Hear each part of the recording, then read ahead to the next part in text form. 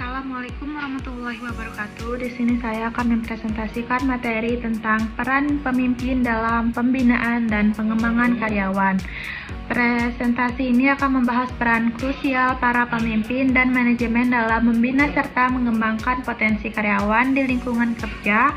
Kami akan mengeksplorasi berbagai aspek dari peran ini, mulai dari menjadi mentor hingga fasilitator pembelajaran serta strategi praktik untuk mengimplementasikannya.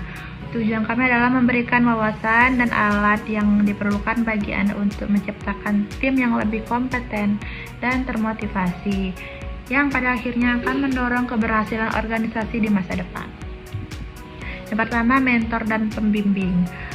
Membagikan pengalaman, pemimpin memiliki harta karun berupa pengalaman dan pengetahuan berharga yang bisa mereka bagikan.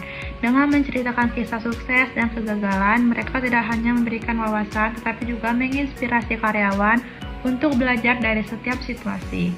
Hal ini membantu karyawan dalam menghadapi tantangan karir dengan lebih percaya diri, mengalami pengalaman berharga, meningkatkan pengetahuan. Yang kedua, memberikan saran karir. Memberikan saran karir yang konstruktif adalah salah satu tugas utama seorang pemimpin. Pemimpin dapat membantu karyawan mengidentifikasikan jalur karir yang sesuai, menetapkan tujuan yang realistis, dan merencanakan langkah-langkah untuk mencapai tujuan tersebut. Saran yang diberikan membantu karyawan dalam mengembangkan potensi mereka secara maksimal, yaitu umpan balik personal, saran konstruktif, sesi mentoring, dan pengembangan potensi. Fasilitator pembelajaran. Yang pertama, akses ke pelatihan. Pemimpin berperan penting dalam menyediakan akses ke pelatihan dan sumber daya yang relevan. Ini bisa berupa kursus online, lokakarya, atau materi bacaan yang spesifik. Dengan demikian, karyawan dapat terus meningkatkan keterampilan yang berpengetahuan mereka, menjaga relevan di pasar kerja yang dinamis. Yang kedua, mendorong partisipasi. Tidak cukup hanya menyediakan akses, pemimpin juga harus aktif mendorong partisipasi karyawan dalam program pengembangan. Hal ini dapat dilakukan melalui insentif, pengakuan, atau bahkan mengintegrasikan pembelajaran ke dalam tujuan kinerja. Ini memotivasi karyawan untuk terus belajar dan berinvestasi pada diri mereka. Yang ketiga, sertifikasi profesional. Mendukung karyawan untuk mendapatkan sertifikasi profesional adalah cara lain bagi pemimpin untuk memfasilitasi pembelajaran. Sertifikasi ini tidak hanya meningkatkan kredibilitas dan kompetensi karyawan, tetapi juga menambah nilai bagi perusahaan. Pemimpin dapat membantu dalam proses pendaftaran dan biaya. Pemberi motivasi dan inspirasi. Mengenali prestasi. Pemimpin yang efektif senantiasa mengenali dan menghargai prestasi karyawan. Sekecil apapun itu, pengakuan ini bisa berupa pujian verbal, penghargaan formal, atau bonus. Ini sangat meningkatkan moral dan motivasi kerja, serta menumbuhkan rasa dihargai di antara tim. Kedua, lingkungan positif. Menciptakan lingkungan kerja yang positif adalah kunci. Pemimpin harus memastikan suasana kerja yang suportif, inklusif, dan bebas dari tekanan yang tidak perlu. Ini secara langsung mempromosikan kolaborasi, mendorong kreativitas, dan membuat karyawan merasa nyaman untuk berinovasi. Yang ketiga, komunikasi terbuka. Mendorong komunikasi yang terbuka dan jujur adalah fondasi dari setiap tim dan sukses.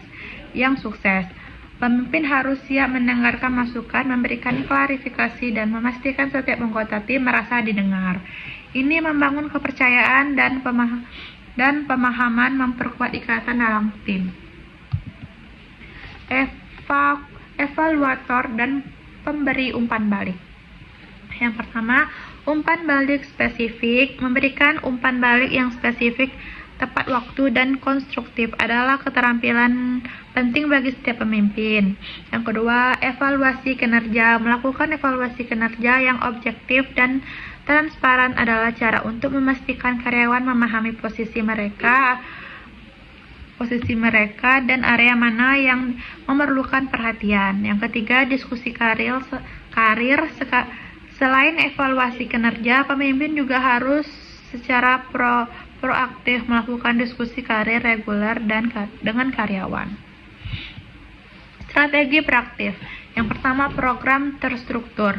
Pengembangan program pembinaan yang struktur adalah langkah fundamental.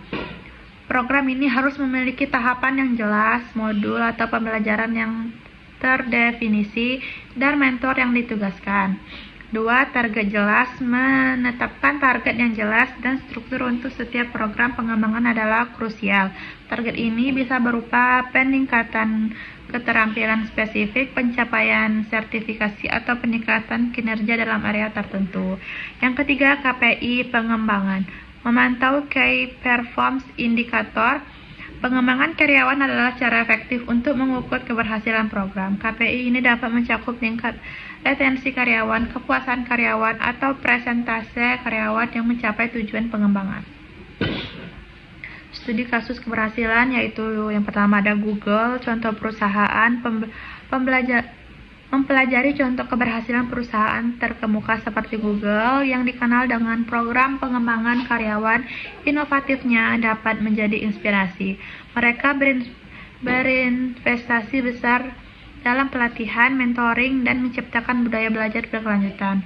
Yang kedua ada praktik, adopsi praktik terbaik, mengadopsi praktik terbaik dari perusahaan yang sukses seperti program mentoring terstruktur, rotasi pekerjaan, dan jalur karir yang jelas. Praktik ini telah terbukti efektif dalam meningkatkan kompetensi dan retensi karyawan. Dampaknya, peningkatan produktivitas. Melihat dampak positif yang signifikan pada produktivitas dan inovasi setelah menerapkan program pembinaan dan pengembangan yang efektif. Karyawan yang merasa didukung cenderung lebih loyal, berkinerja tinggi, dan berkontribusi lebih besar. Investasi masa depan. Investasi strategis. Pembinaan dan pengembangan karyawan bukanlah sekadar pengeluaran, melainkan investasi strategis jangka panjang. Kedua, tim kompeten. Dengan berinvestasi pada pengembangan karyawan, kita menciptakan tim yang tidak hanya kompeten tetapi juga berkinerja tinggi. 3. Membangun masa depan. Mari bersama membangun masa depan yang lebih baik, tidak hanya bagi perusahaan tetapi juga bagi setiap individu di dalamnya. Dengan kepemimpinan yang proaktif dalam pembina dan mengembangkan, kita menciptakan lingkungan di mana semua orang dapat berkembang dan meraih potensi penuh mereka. Masa depan yang cerah bagi perusahaan dan karyawan akan tercapai melalui komitmen ini. Baiklah, sekian dari presentasi saya ucapkan terima kasih.